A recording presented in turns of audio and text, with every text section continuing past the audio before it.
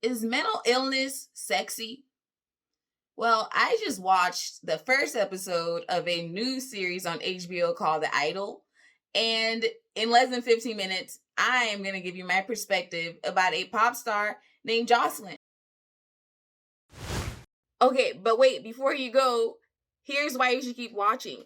I am a licensed mental health therapist. I also have a lot of student loans, but really, I also have a lot of knowledge about mental health, and I think I should use my powers for good. So far, as I watched the episode, what the 3 words that I heard Joselyn described as is young, beautiful, and damaged.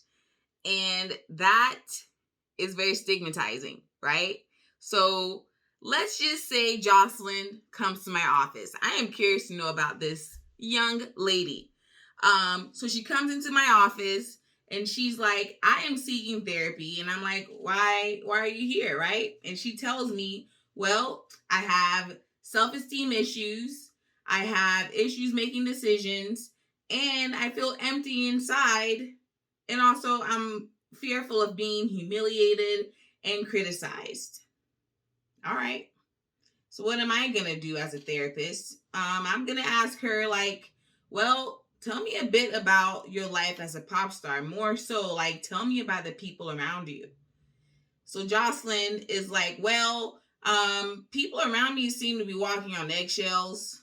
It's kind of weird. And they seem to want to prevent me from having a psychotic break. Also, they seem to gaslight me and tell me what I want to hear, but no one actually tells me how they're feeling. They tend to think for me, make decisions for me. And so I have issues making my own decisions, and I don't really know what's going on. Let's have a little sidebar. So far, asking Joselyn what brings her to therapy, she wants to work on self-esteem. She has a fear of, being humiliated. Whoops, that's a big word. And the people around her seem to be trying to protect her from having a psychotic break. Therefore, they're, telling her what to do, giving her instructions on how to basically live her life. She's a pop star. I imagine that happens to a lot of pop stars. I wouldn't know. I'm not a pop star. But anyway, let's stay focused. I think the next direction I want to go, it may be deep for the first session, but let's call this an intake session, right? I want to get to know my client.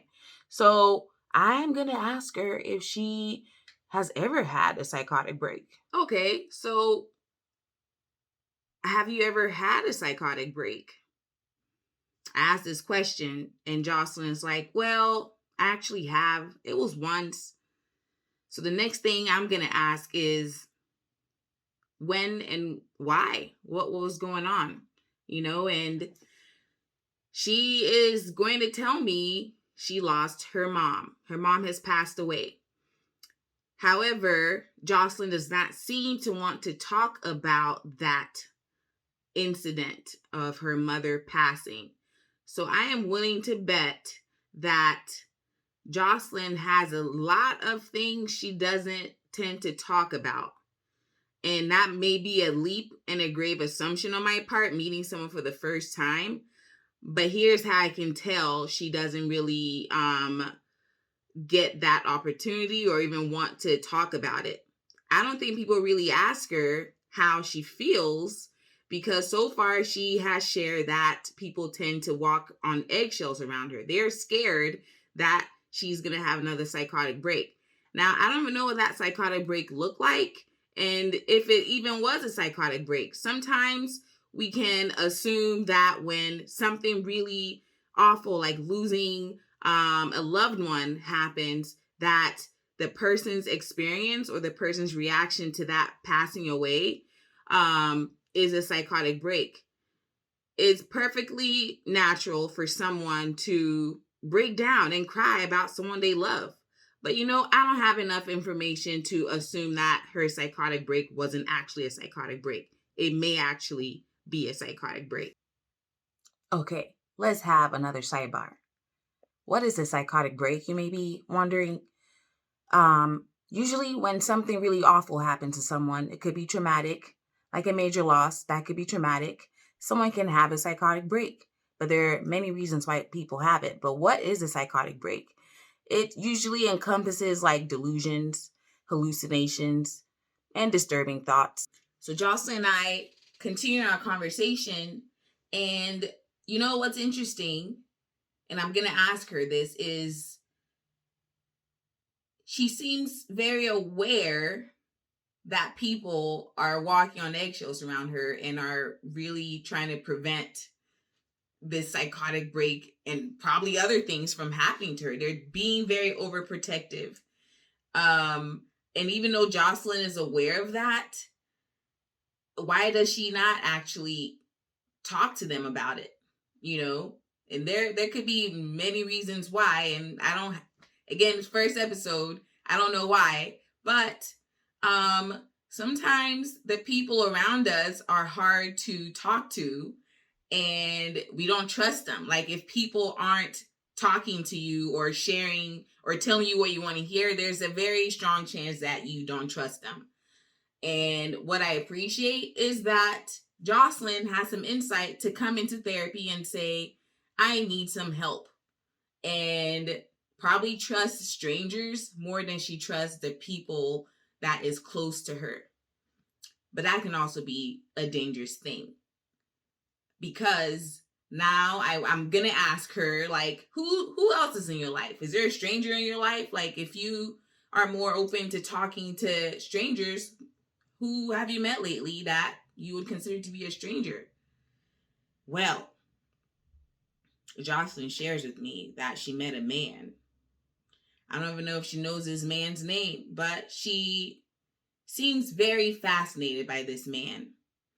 And Jocelyn tells me she does not trust him, but then she allows him in her home, and they get to know each other in an interesting way. That's risky behavior. My red flags are popping up everywhere, because why are you letting a complete stranger into your home?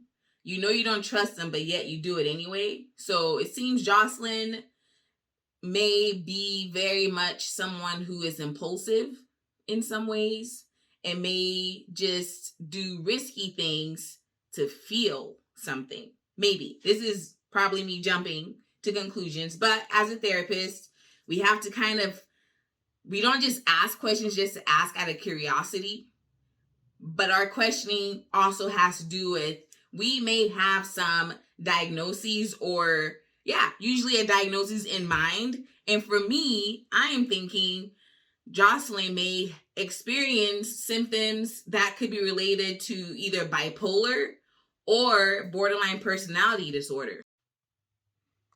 Here's another sidebar on risky behaviors that may be seen in bipolar disorder and borderline personality disorder.